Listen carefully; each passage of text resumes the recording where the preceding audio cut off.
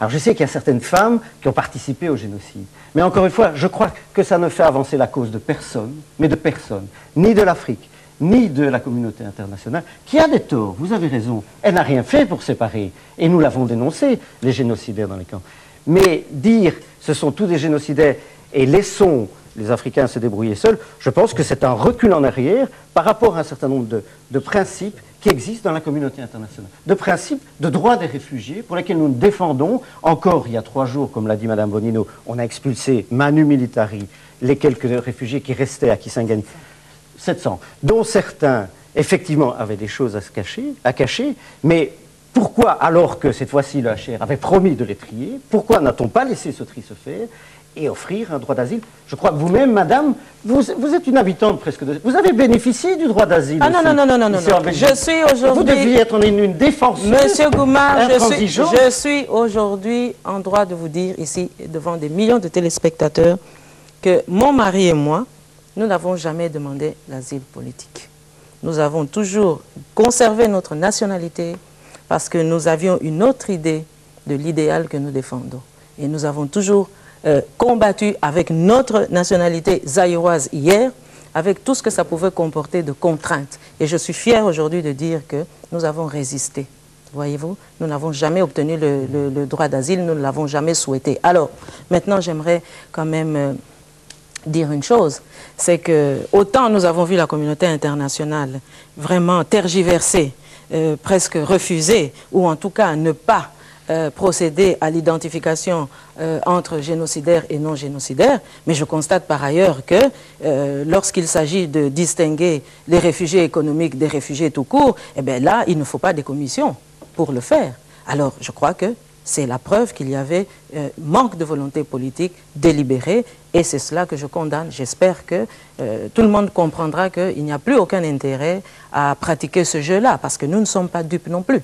Alors, Monsieur Kasonga, vous avez dit que les humanitaires étaient souvent manipulés par des pouvoirs politiques, mais est-ce qu'ils n'ont pas été manipulés aussi, d'une certaine manière, par Monsieur Kabila? On sait qu'il les a utilisés un petit peu comme appât, si j'ose dire, pour faire sortir des réfugiés des camps et commettre des exactions.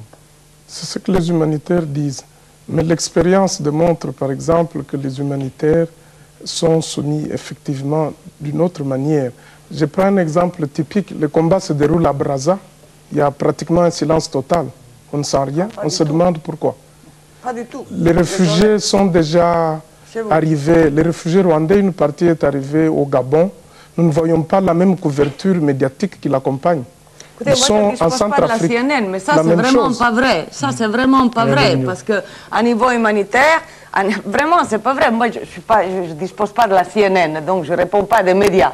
Mais à niveau humanitaire, on est présent de plus en plus, de partout, et tant qu'on peut. Sans le même tapage. Pardon? Sans le même tapage. Non, tout le tapage possible et imaginable, monsieur.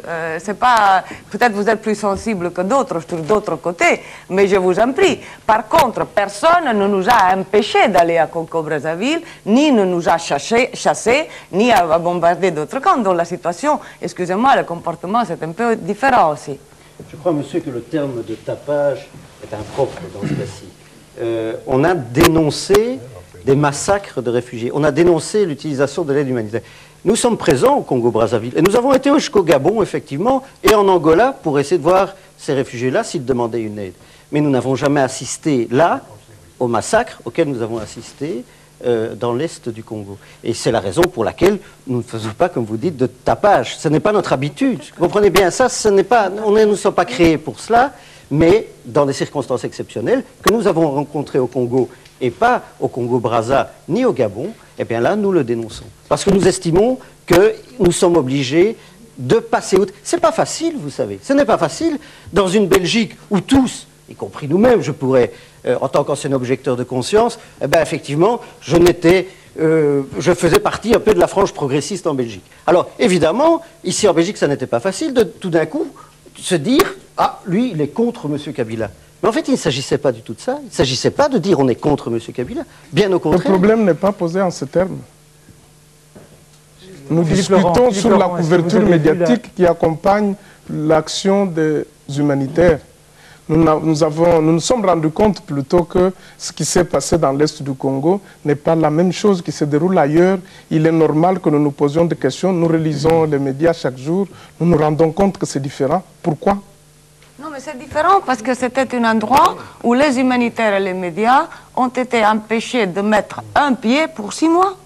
Et donc, vous savez, on se demandait, mais qu'est-ce qui se passe alors? Alors la tension, et quand finalement, avec quelqu'un a réussi à arriver, BBC, etc., et ils ont dû reporter ce qu'ils avaient vu.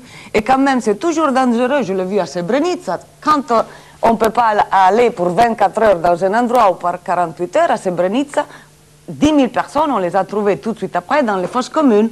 Donc, quand même, je pense que si on veut regarder le futur, quand même, il faut, je pense, voir un peu... Attendez, Philippe Laurent, vous aussi, vous parlez peut-être moins, la Croix-Rouge parle peut-être moins que MSF, mais vous avez vu la même chose. Vous avez vu aussi des massacres et vous avez aussi eu beaucoup de difficultés pour intervenir et venir en aide aux réfugiés.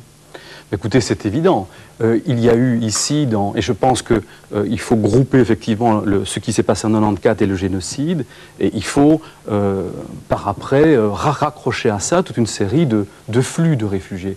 Et je pense d'ailleurs que la dynamique de génocide, la dynamique de haine, n'est pas stoppée. Elle est toujours active maintenant. Donc aujourd'hui, je fais le même appel que celui qu'on faisait il y a 3 ans, que celui que Philippe Gaillard, délégué CICR à Kigali, faisait sur votre antenne. Et ce n'était pas des déclarations entendues de hauts fonctionnaires de la Croix-Rouge, c'était des déclarations de quelqu'un qui était là au milieu des combats. C'est de dire... Mais parce que l'hôpital CICR, l'hôpital de la Croix-Rouge, était le seul hôpital qui était encore en activité. D'ailleurs, nous avions une collaboration avec Médecins sans frontières qui était revenu dans l'hôpital au plus fort des combats. On travaillait ensemble. Pourquoi? Parce que, malgré tout, on n'en a pas encore parlé de la neutralité. Mais dans ce genre de situation, ça reste quand même une garantie par rapport aux belligérants qu'il n'y a pas d'intention cachée.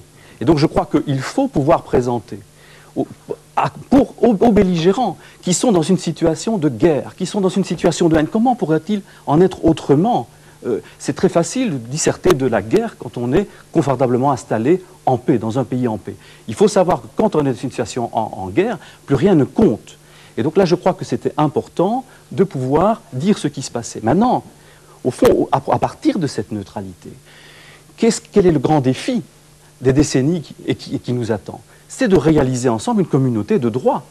Mais une communauté de droit qui ne soit pas bâtie sur des intérêts politiques particuliers, une vraie communauté de droit. Et je rejoins ce que disent les Africains.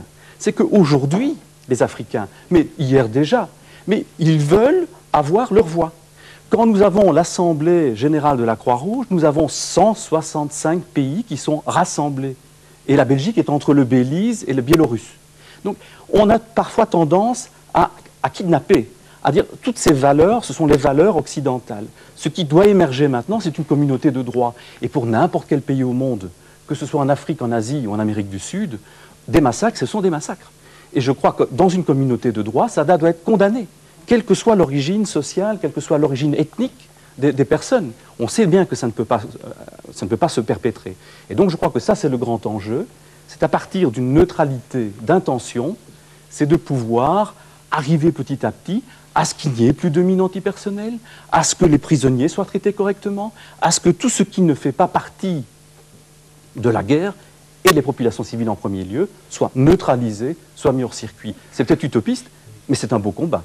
Alain de Stex, est-ce que vous pensez, vous aussi, que n'importe quel massacre, il faut le dénoncer, ou alors est-ce qu'il y aurait des guerres justes, comme peut-être la guerre de libération au Congo, qui permettrait d'être plus accommodant?